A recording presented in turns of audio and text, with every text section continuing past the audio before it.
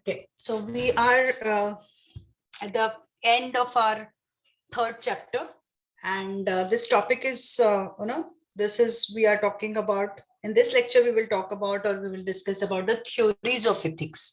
So there are two theories we are going to discuss. That is, one is deontological theory, and the second is teleological theory. I repeat, first theory we are going to discuss, that is deontological, ethics. It is related to the ethics. मतलब कौन से types के ethics रहते हैं. When we can consider that your behavior is ethical, when it is, according to these two theories, the meaning of ethics, or the things which can be considered in ethics, maybe some little differences there.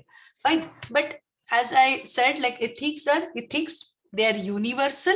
Fine, but these two theories, they have a different aspect or different perspective to look at the theory, ethics. So first is deontological ethics, and the second is teleological theory, or ethics, that is there. So what is mean by first, uh, deontological ethics? What is mean by that? So these kind of ethics are related with or concerned with duty. Okay, this is your duty.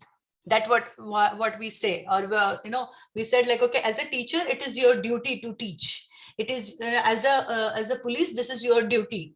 As a doctor, this is your duty. Duty means you ought to do that, you have to do that, no compromise on that. It is obligation. So one kind of obligation is there from the person, on that person who belongs to that particular category. Am I right? And according to this theory, according to this theory, what is ethical? What is ethical? Like, which you are, as I said, like, if you are in that profession, or you are as a human being, there are certain oughts, there are certain things like which is must for you. You ought to, you have to, right? So these things are very, very much mandatory, and we call it them, we can consider them as a duty. As I said, like, okay, as a teacher, you have this, these are your duties and responsibilities. So responsibility is addition to duty, but duty means what, or duties means what? You ought to, you have to do that. That is mandatory, obligatory. You can't compromise on that. You can't say no to this. This is a very integral part of you as a business, or it is, which is, we can say that it is very integral part of you as a person, or it is very integral part or expected things, like, okay, you have to, you ought to, you do, you need to. So now when we are thinking about business ethics, fine, so for business, certain things are, which comes in the or which can be considered as their duty. They have to do this, they have to follow that, those rules. They need to contribute something for the betterment of society. They need to provide quality products. So this is very mandatory part of the business. They need to pay, taxes to the government, as per whatever they earn, or whatever, on the basis of their gain, they need to pay some taxes. So this is what their duty is.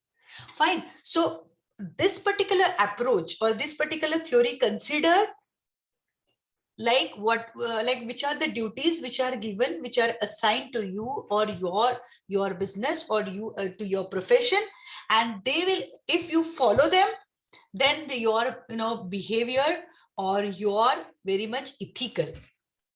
I repeat, if you as a person, you have certain things, like, okay, as an individual, I'm not talking about profession, I'm talking about, okay, Nandini, as a person, certain things are mandatory, obligatory to me.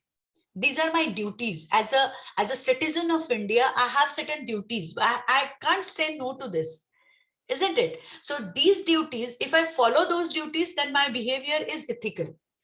So if I want to judge, or when I'm using duty as a base to know or understand or evaluate your behavior, and whether it is which kind of theory we are using, that is deontological theory of ethics. So in short, deontological theory or ethics uses, or it is concerning the duty, and primarily with action. Only duties are there, or on paper it will not do. Like your action, it should reflect in your action that you are following all these duties. Whereas when we are talking about teleological ethics, see, very important, when we perform our duties, or when you are there or in any of the profession, or as a business, as an individual, there are certain, as I said, like, okay, there are certain situations in which I need to follow my duty. Fine. But those duties or your actions, in short, fine, your actions or whatever you have done or your deeds, uska consequences kya ho sakta hai? Acha bura. Acha bura. So teleological ethics are concerning the ends and primarily with the goals of action and their goodness and badness. Like if I kill somebody, I am not going to kill somebody, but just I'm giving you, something, one example. If I kill somebody as a person, as Nandini, as a person, if I kill somebody, so according to teleological ethics, the ends of my action is bad, right? So it is not ethical for me, or my actions or my behavior is not ethical. But now you can think like, okay, I'm giving you one additional clue, like Nandini ma'am is a police, and then or maybe I'm performing my duty, and to carry out my duty or to perform my duty, I may kill somebody. मुझे किसी को मारना पड़ा, and that the person who is killed by me is a terrorist. Now your answer will change. You will give me, you will think in a different way.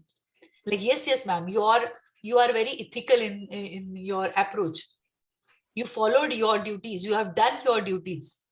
You're getting my point. So if I asked, what is ethic? There are two types of, base, or there are two types of aspects can be considered by this. Let us go ahead. I'll give you some more examples of deontological theory, and then you will understand, and then we will move to the teleological theory. Fine. So according to deontological theory, it is written there, duty should be done for duty's sake, intrinsic moral value and universalization or universalizability.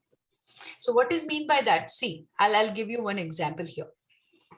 Now, it is obligatory, or it is an obligation to protect people, that is young, old, when they cross a busy road together. See, there are two pictures I'm showing you.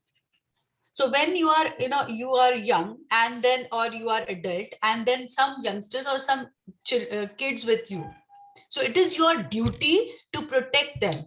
It is your duty to help them to cross the road. I'm talking about duty here. So when you are there on the road, maybe you are children, but then when senior citizens are there, fine, and you are helping them to cross the road. So it is your duty to help them to cross the road. So this is which kind of theory I'm using to decide their action, whether it is ethical or not. It is deontological, so deontological. So what is mean by that? Because why it is like we can say that yes, it is deontological theory. Why? Because I am talking about duty. I'm talking about obligation. I'm talking about it is compulsory for you. So some compulsion is there. And as it is written there, okay, I'll give you one more example. See, very important, very interesting also. That is, falling in love is easy, but staying in love is very special. So your duty bond to keep your promise to be faithful to your spouse, even if a more attractive persons come along. So it is mandatory. It is mandatory. It is like, it is your duty, even though you may fall, if you may come across a very attractive person. But when you promise, when you are in relationship, what is ethical? Like, you need to follow your duty, and your behavior should be according to your duties. So you should follow it. Fine. But something again, some extension of our discussion, that is, after a breakup, a loyal one stays single and deals with the damage until healed. Okay. The other one is already in another relationship. Maybe it is because of, that may be the cause of their breakup. Interesting one. Just go and think about it. Like, yes, when you are in relationship, it demands something from you. When you as a person, there are certain obligations on you, there are certain duties, there are certain expectations from you, and you need to follow it, right? So this is a base to decide whether you are ethical or your behavior is ethical or not, right? So according to this,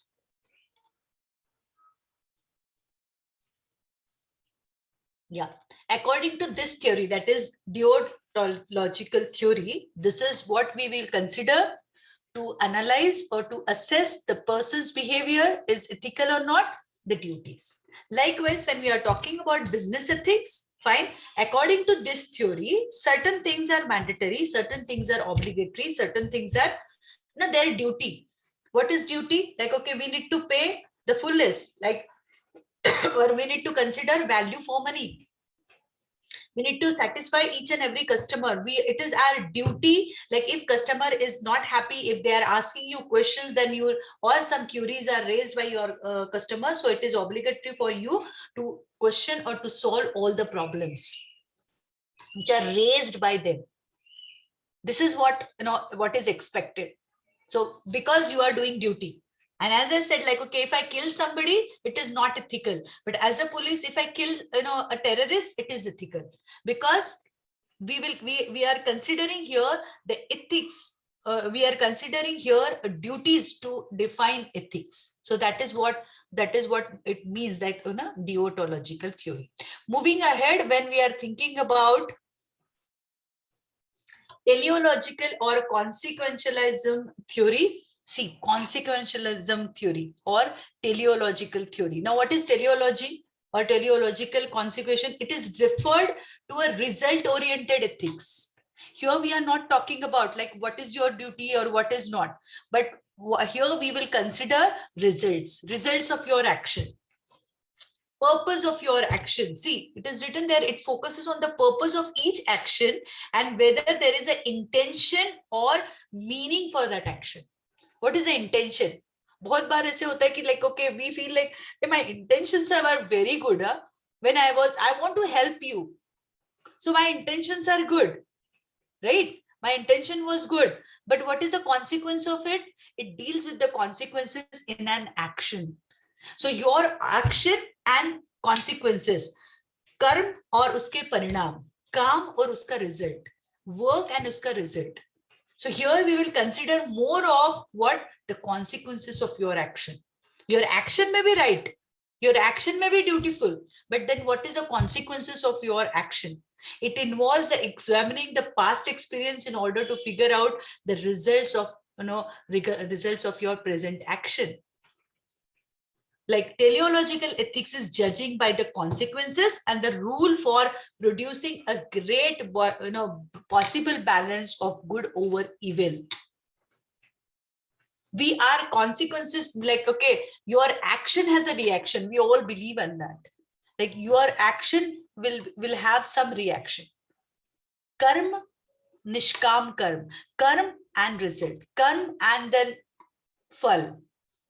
So here, according to teleology or consequentialism theory, here we are talking about the phal.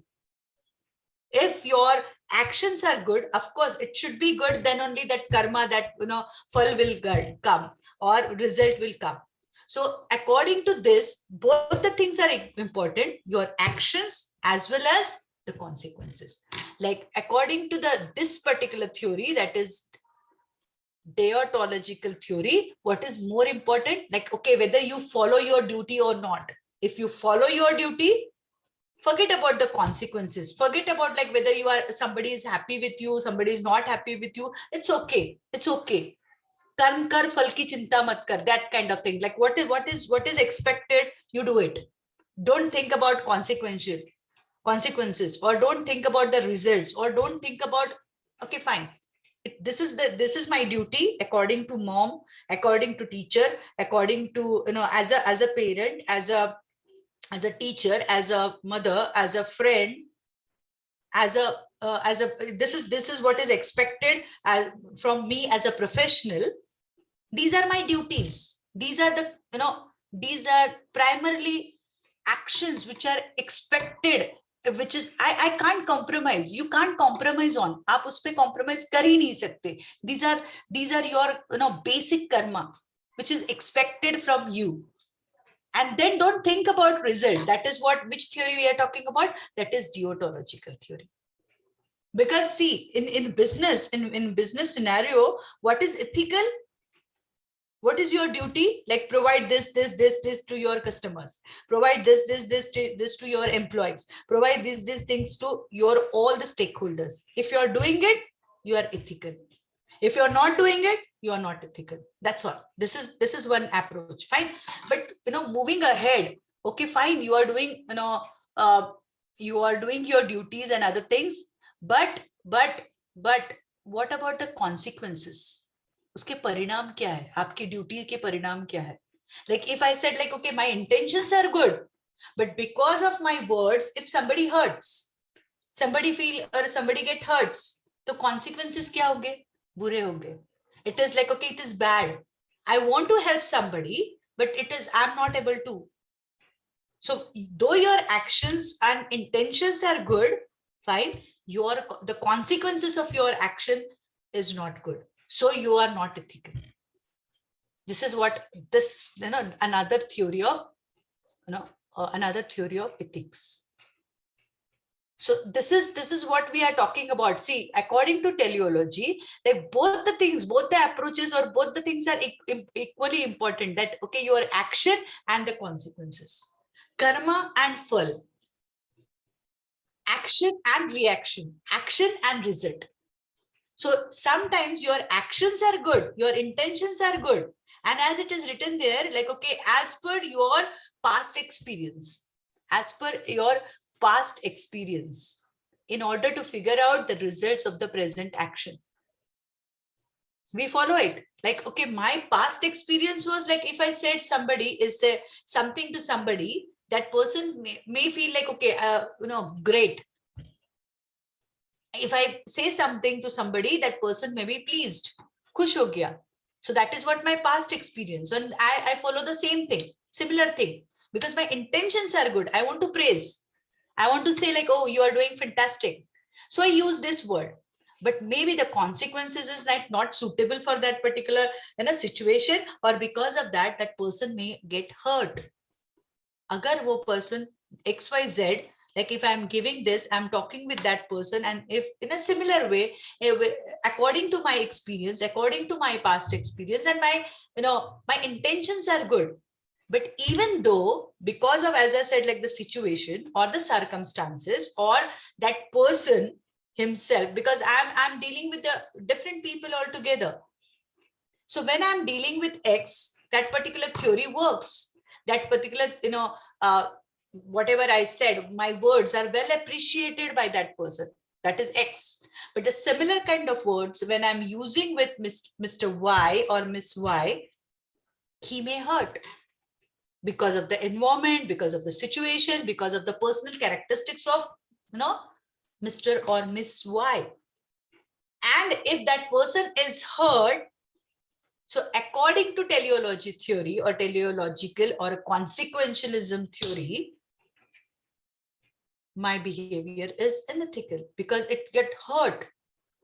That person may hurt. उसको बुरा लगा.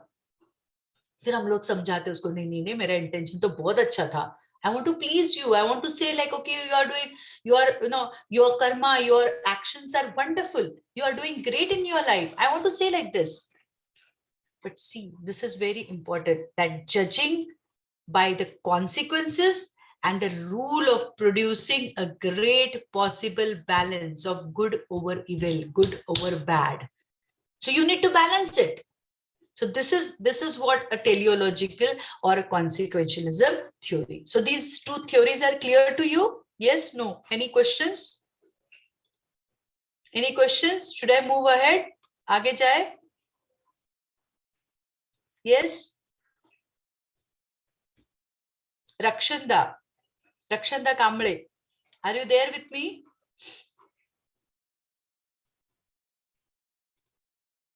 Okay, Omkar, are you there?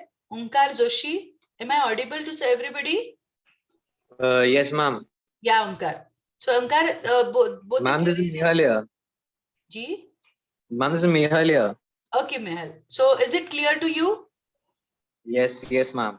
Okay, both the theories are clear. Okay, can we move ahead? आगे जाए? Yes, ma'am. Okay, thank you, dear. Okay, so as I said, like the last part of our your third chapter, that is Kohlberg 6-stage moral development. If somebody wants to develop its moral, somebody's moral, or you forget about somebody, like your own moral or your own, your behavior and your personality, and then we all believe like, okay, like it is like after, with the age and with the experiences, like we become more mature, and then our personality develop, and our moral and ethical value system is being developed dheere dheere. It's not like, okay, one night and then you are, if I feel like, okay, Mehul, you can change your belief system, or okay, fine, with Nandini ma'am you are interacting with for 4-5 days, and then your value system, your ethical system, your moral system, now you are changed. Yesterday was different and now you are different. It's not happening. It's not going to happen, and it will not happen.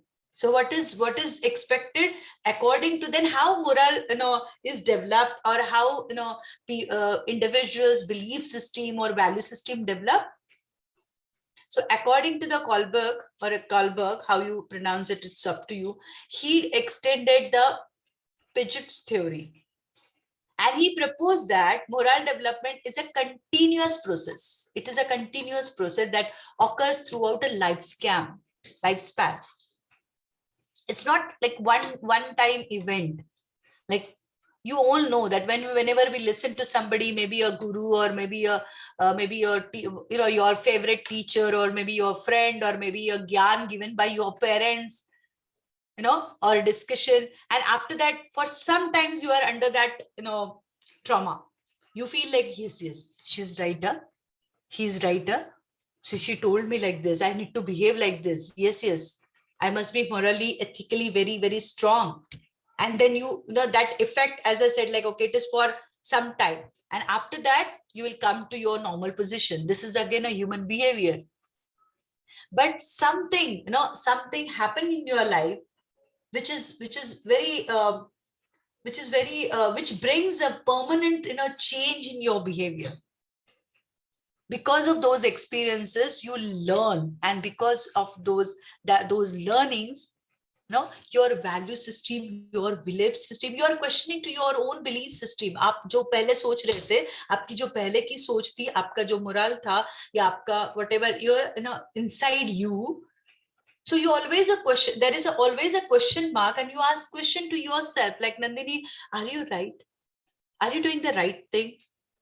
Are you thinking in a right way or in a right direction? So why this thought process, why there is a question mark on your thought process? Because of your experiences, because आप अपने life से कुछ सीखते हैं. That is your learning, and from those experience and those learnings, you develop your moral, develop your internal psychology, or your internal construct of your personality is changing. And moral is one part, very important part, or a construct, or an aspect of your your mental health, your psychological growth, and other thing. And you will get such kind of experience throughout your life, because you are learning throughout your life. Can we say that, okay, now I have done, everything is done, now I learn everything? I'm not talking about learning and education. I'm not talking about education here.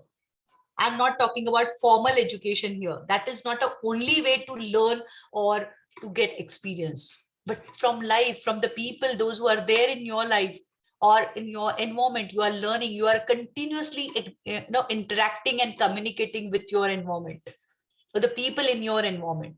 And because of that, you are dealing with them, or you are creating good relations with them. So when you are creating relationship, when you are dealing, when you are you are doing transactions, you are doing a lot of things, like, okay, in a way, like, okay, we are communicating, we are in a contact with our environment. And what is the result of that? Of course, experience. हम लोग बोलते that was my bad experience, that was great experience, I learn a lot from that experience.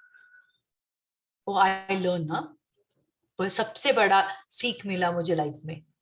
And because of that, your inner you is developing, your inner morale is developing. And that's why it is written there that it is according to the Kohlberg and his fidget theory, like you learn throughout your life, throughout your life scan. So he used fidget storytelling techniques to tell people stories involving moral dilemmas. Like there are moral dilemmas, like sahi hai ki galat hai.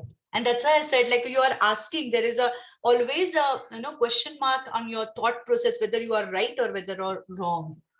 What is right and what is wrong? Because situation changes, because your life situation changes, and then whatever you learn previously, whatever your experience in the past, or I can say, like, okay, what was your learning, or what is your learning in the past, it may not be the same, it may not be applicable to this new situation, because the dimensions of that particular situation is changing so fast, maybe different. And since it is different, every situation is different, fine, you need to evolve, you need to think something in a better way, and then you need to think about something new, something better, and then you need to solve the problems in your life. Same formula, no perfect formula, no perfect solution to deal with any kind of situation. Every situation is new, challenging, and then you need to deal with it in a different perspective or in a different way. And continuously you are learning throughout your lifespan. So this is what Goldberg's 6-stage moral development. So according to him, fine, he said he conducted how that this particular theory is evolved or created and developed, as it is it is there. Like he used to tell stories. He used to tell stories to the research group, and then about the story or moral dilemma and other thing. And then he conducted interviews, and he has conducted the research on group of young children. Again, if you are there, and then I can tell you a story, a nice story, like, okay, this happened and this happened and this happened, and now you are a doctor and you need to treat that girl or a woman, then that, or maybe a old patient who is looking for he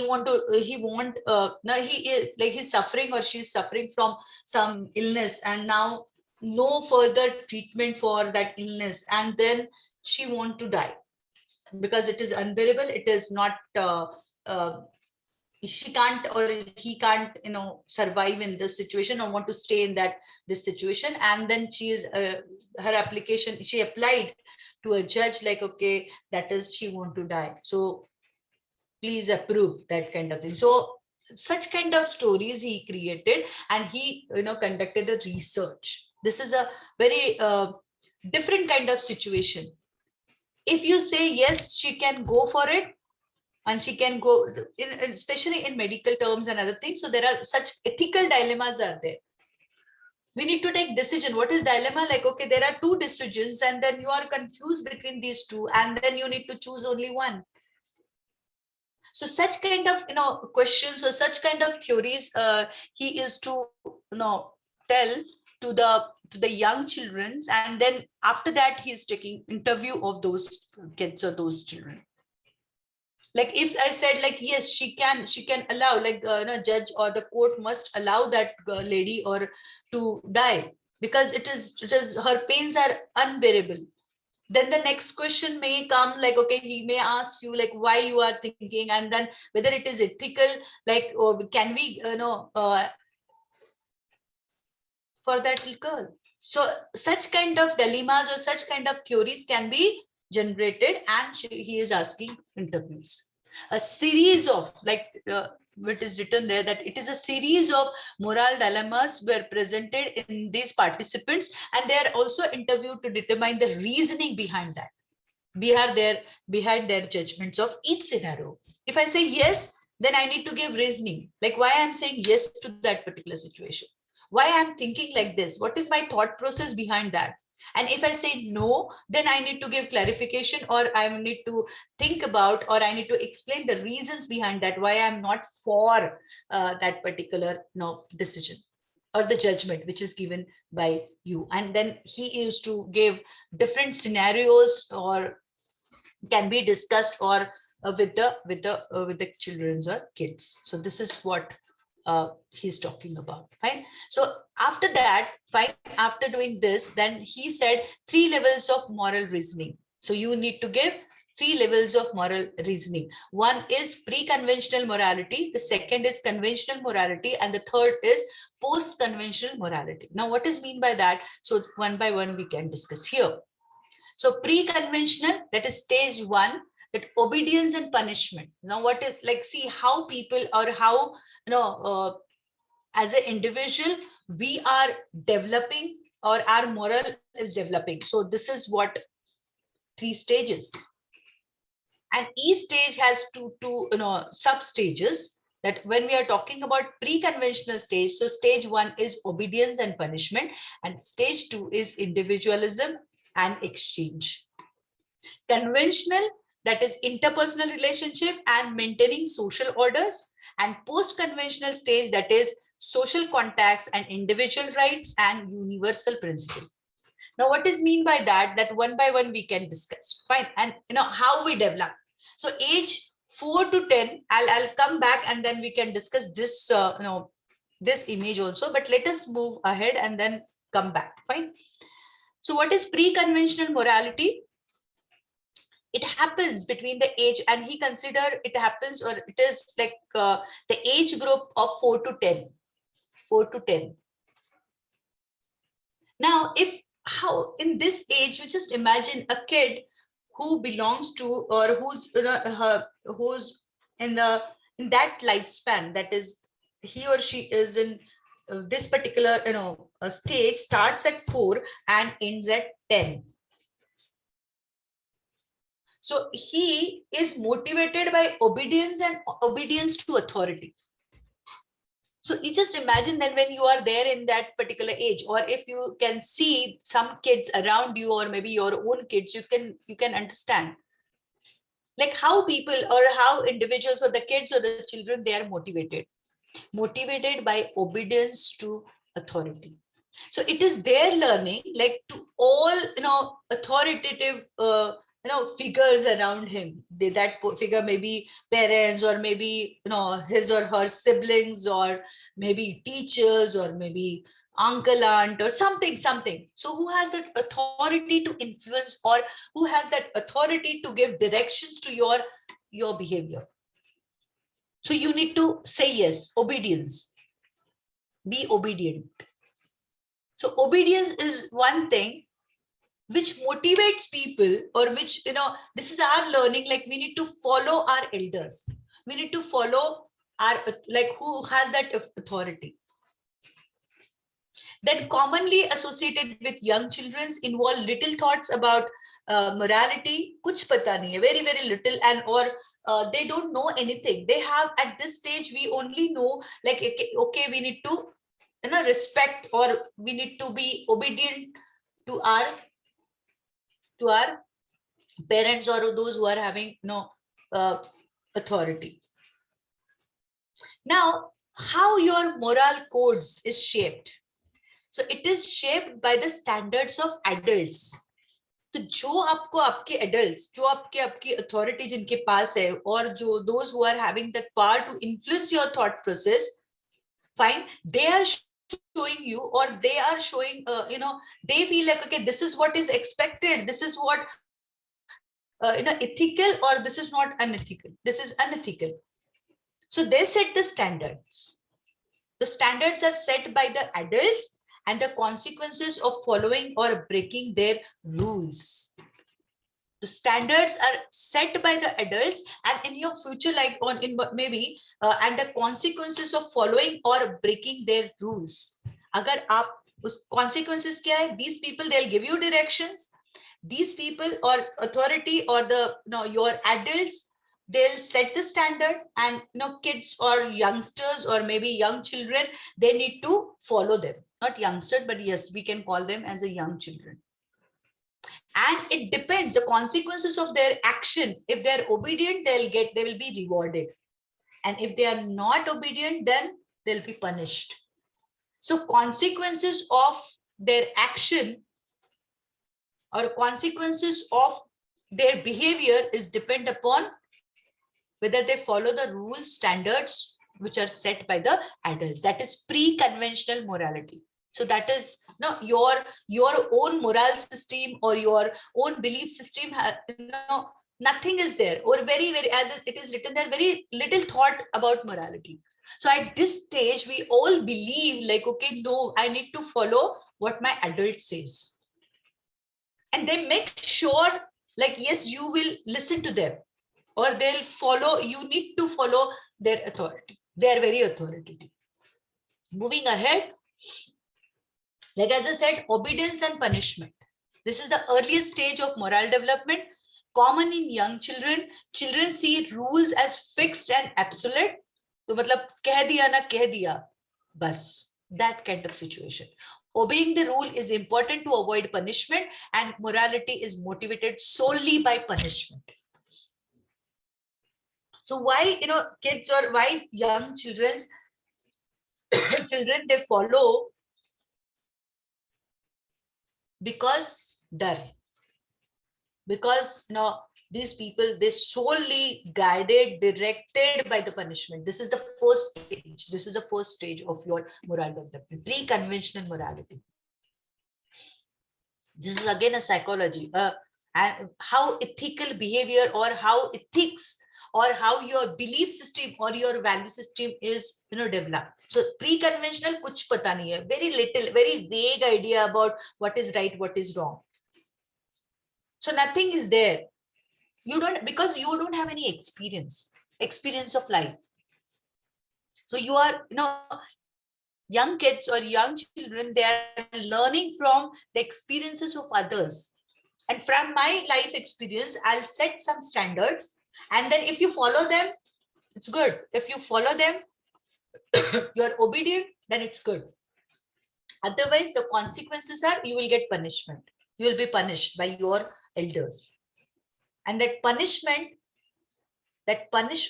will motivate you to be ethical or to follow the morals or the standards set by your parents or maybe your adults around you. Moving ahead, stage 2, individualism and exchange.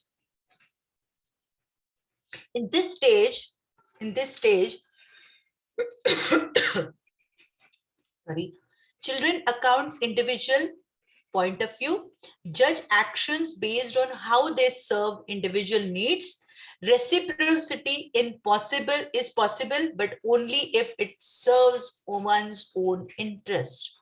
Now just imagine that the same kid is going out. He's interacting with you, he's interacting with his siblings, he's interacting with his friends, maybe a society friend or a school friend or something, or maybe some relatives' kids or something. So now his horizon or his experience is more wide than as compared to earlier.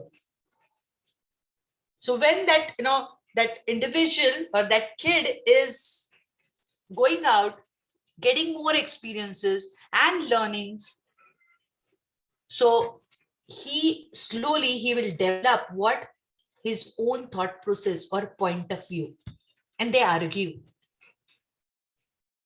They'll ask you questions like why it is so, why it is right, and why it is wrong. And they judge their actions not only not you are only you are saying and that's why it is right. They'll judge the actions based on how they serve individuals' needs. how they serve individual needs. Like whether all these actions are good for me, whether it serves my needs or my requirement. So they will reciprocate if possible. Reciprocate is possible. But only when it comes to own interest. So slowly he or she is thinking about herself or himself. I'm thinking about me. And then I'm thinking about I'm developing my own point of view. So this is the stage number 2, where individualism and exchange. I'll give this much to you. Okay, fine. Just observe kids when they're playing. They said, okay, if see there is a Lego and these two kids are playing. So they will exchange something. Okay, I'll give you red, but in return, you need to give me black. So exchange. And that kid will not give you or give another person a red Lego or a piece of Lego when he is not getting black one. Or he may not give red and then he will get only black. So individualism, maybe kuch hu, I am something. I have my own thought process. According to me, this is right. According to me, this is wrong. So individualistic, moral system is slowly developing. Earlier, nothing was there. At this stage, yes. And they believe on exchange.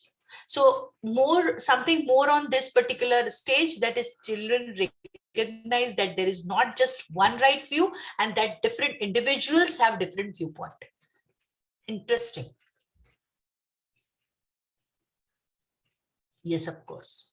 Like they need to discuss this, and they slowly understand, okay, fine. I believe like, okay, on exchange, I believe this is my belief system. Similarly, my friends, my siblings, my brothers, sisters, or my parents, they have their own individual system, or they have their own individual thought process.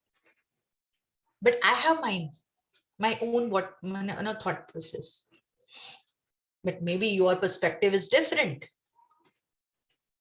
And my behavior or the goal is to avoid punishment. मैं punishment नहीं चाहता, इसीलिए at this age people or the kids they start giving explanations for their actions. They start giving they are not complaining, or they give a different kind of a very weird explanation about their behavior, like why I behave like this. They create stories, they explain stories, they narrate stories about the things. Why? Because they want to safeguard themselves. वो अपने आप को protect करना चाहते हैं. So they create stories. ऐसा हुआ ना, उसने वैसा किया ना, so I did this, so they have done this. So they are giving justification for their action. Why are they doing that? Because to avoid punishment. This is the second stage. Okay, moving ahead, that is what is conventional morality. That is previous stage, pre-conventional. This is conventional. Now what is conventional? That people focus on following social norms and customs. Slowly they understood, like, fine, I have my own social system, I have my own thought process, or my individual system is there, or my individual thought process is there. But yes, when I'm there with others, and then if I want to stay in the society, or there are certain social norms and customs we need to follow. धीरे धीरे ये बात पता चलती है. So begins to internalize the moral standards of valued adult role models, and reasoning is based on the norms of the groups to which a person belongs. So slowly, you as a kid, you as a person, individual kid or individual person, adolescent stage of your life, you are starting searching for the role model, adult role model. Because you believe, or they start believing, like, okay, I have some system, but yes, I need to follow certain social norms. I want to establish, I want to convince, but yes, there are certain social norms and customs. And they'll search for role model.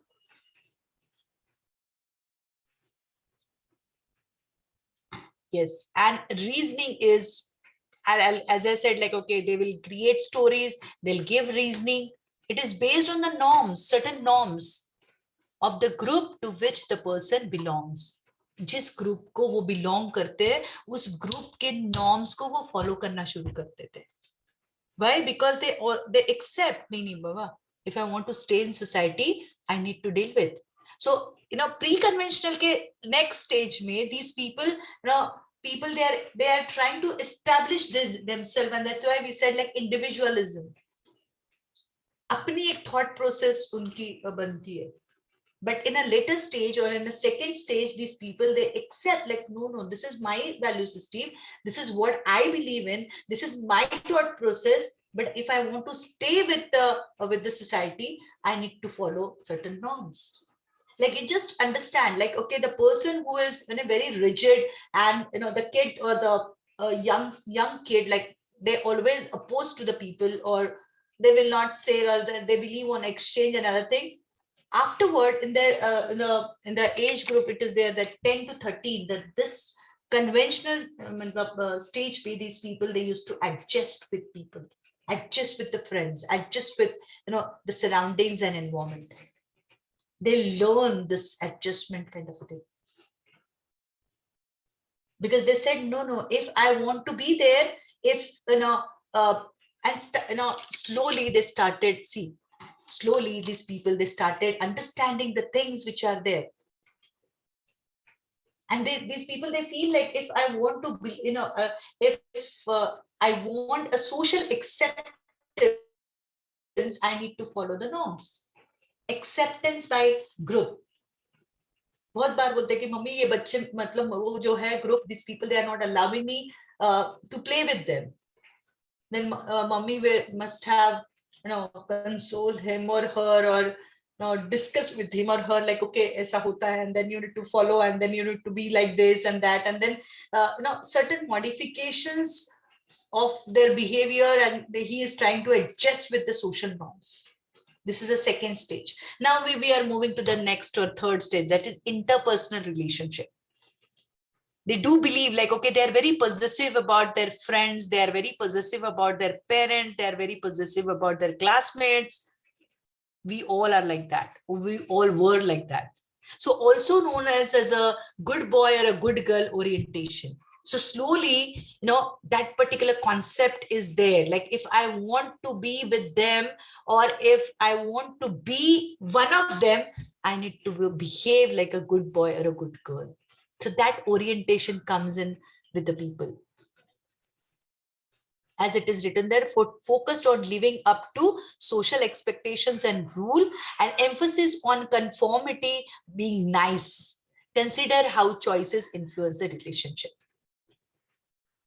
An interpersonal relationship. Now, what is interpersonal relationship? People, in a later stage or in an earlier stage or the second stage, people, they understood the value of relationship.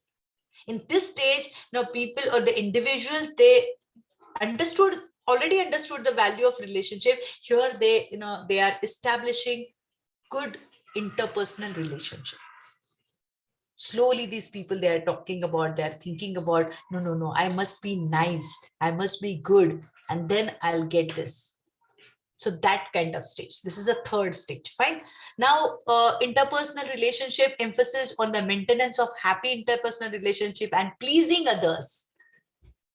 So in a previous stage, like, okay, we understand, okay, relations are there, social norms are there, but at stage, people, they understood, like, we need to please people, and then they can say yes. They say, oh, you are a nice boy, you are a nice girl. So we need to make them happy.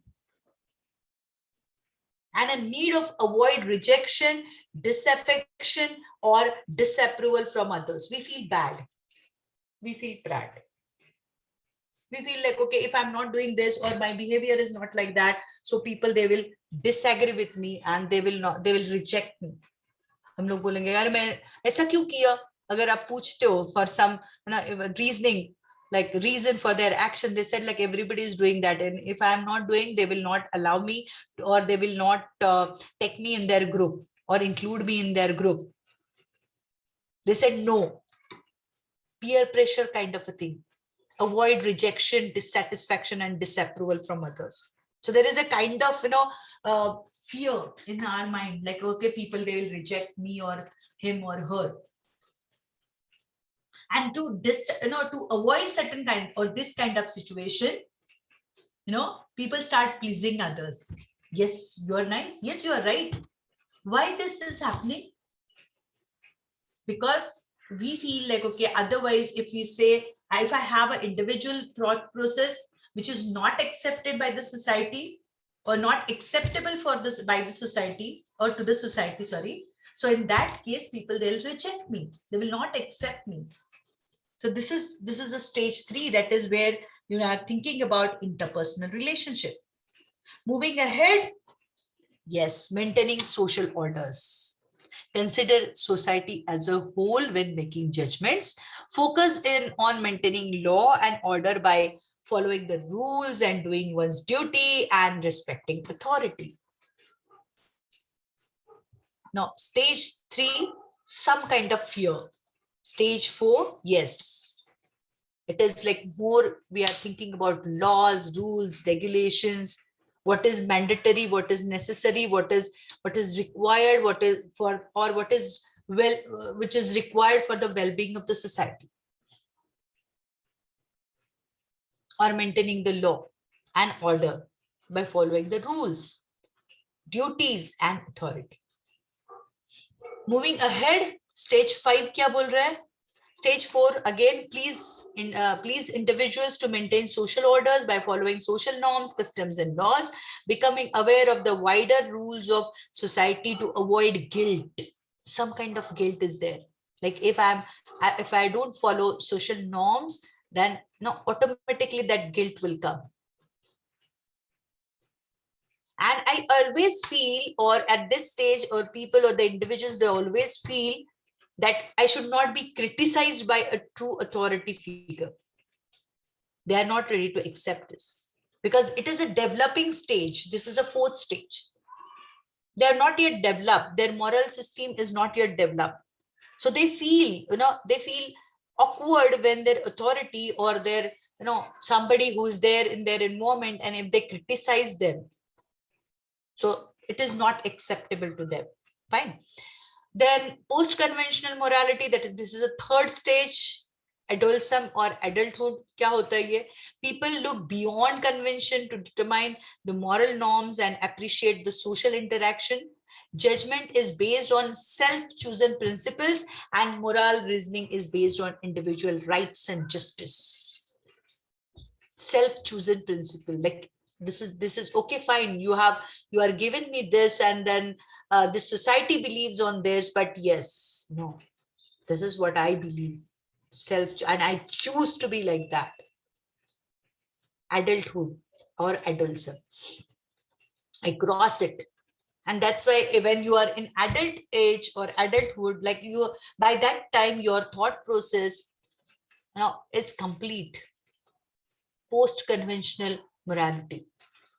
And then moral reasoning is based on individual rights and justice. मेरा खुद का अधिकार क्या है, and what is right according to the law, rules, regulations, and justice. This is what is expected. Post-conventional morality. And in that stage 5, that is social contact, and individuals begin to account the differing values, opinions, and beliefs of others. Nahi, I don't think so. I differ in my thought process. Law are important, but members of the society should be agree upon these standards. So I'll set my own standards, and I'll believe on my own thought process. And then I may be different value system and everything. So social contacts and individual rights, as it is written, that work against the rules if it is not good, and if you feel like, okay, this is not good, or if you are aware about the time when they will work against the rule or the interest of a particular individual. So bagawat, that kind of situation. Because I want to maintain, I want to see that, okay, social contract is there, and I want to maintain the social rights or individual rights. The last one, that is 6th one, that is universal principle, that is reasoning is based on universal ethics principle and abstract reasoning. So we follow, now we reach to this particular stage of our age, like where we are internalized principles of justice, even if it is against the law. कायदा क्या बोलता है, law का बोलता है, social laws क्या बोल रहा है, it is okay fine, but this is what I feel. So moral judgment is motivated by one's own conscious. You are using your conscious to think about what is right and what is wrong. That is universal principle. That is a last stage of this. Like, see, this picture is self-explanatory. I'll take only 1 minute. So people have developed their own set of moral, guidelines, which may or may not fit the law. And then we start searching for universal principles. Like society ye bol raha hai, okay, law ye bol raha hai, okay, your parents, your elders, your authorities, they are saying like this. But then according to me, according to my experience, according to my learning, according to my conscious, this is wrong. So that kind of stage, we are reaching slowly to that particular stage. Fine. So coming back to that first image, what we discussed, we need to go back and see this is what 3 stages, and this is what a 6 stage moral development. So slowly people, they are thinking there are 3 stages, that is pre-conventional, conventional, and post-conventional. So at each and every stage, what we discuss, obedience and punishment, individualism and exchange. At stage 2 is individualism and exchange. Obedience and punishment is stage 1. Stage 3 is interpersonal and relationships. Stage 4, maintenance, social orders. Stage 5 is social contract and individual rights, but stage 6 is universal principle. So this is what 6 stages of moral development. So last thought process or last slide, that is wealth without work, 7 dangers of human virtues. Wealth without work, pleasure without conscious, knowledge without character, business without ethics, science without humanity, religion without sacrifice, and politics without principle. Now you just imagine that at which stage we are, or these are 7 dangers to human virtues. This situation is really very dangerous for human virtues. So if we are accumulating wealth without work, kuch kaam kiye bina, wealth is coming to us, pleasure without conscious. There should be some control of your conscious, like what is right, what is good, or what is what will give you anand, or knowledge without character. If you have everything and if you are losing character, business without ethics, science without humanity, religion without sacrifice, and politics without principle. I'm leaving it to you, like, okay, whether these 7 dangers, or what we have discussed, 7 things here which are dangerous to human virtues, whether it is right, whether it is wrong, what is your opinion? Because you already reached to the 7th stage, that is you are searching for universal principles. You have your own thought process, you have your own ethical behavior, your conscious is guiding you, and which gives you direction, like how to behave in the society. So thank you so much. It is the end of our discussion on the 3rd chapter. From tomorrow we can discuss, and we will go about 4th chapter. Thank you so much. Your next class must be scheduled, so without asking or without taking your permission, may I leave? Yes, may I leave? Thank you, ma'am. Thank you, dear. Bye bye. See you.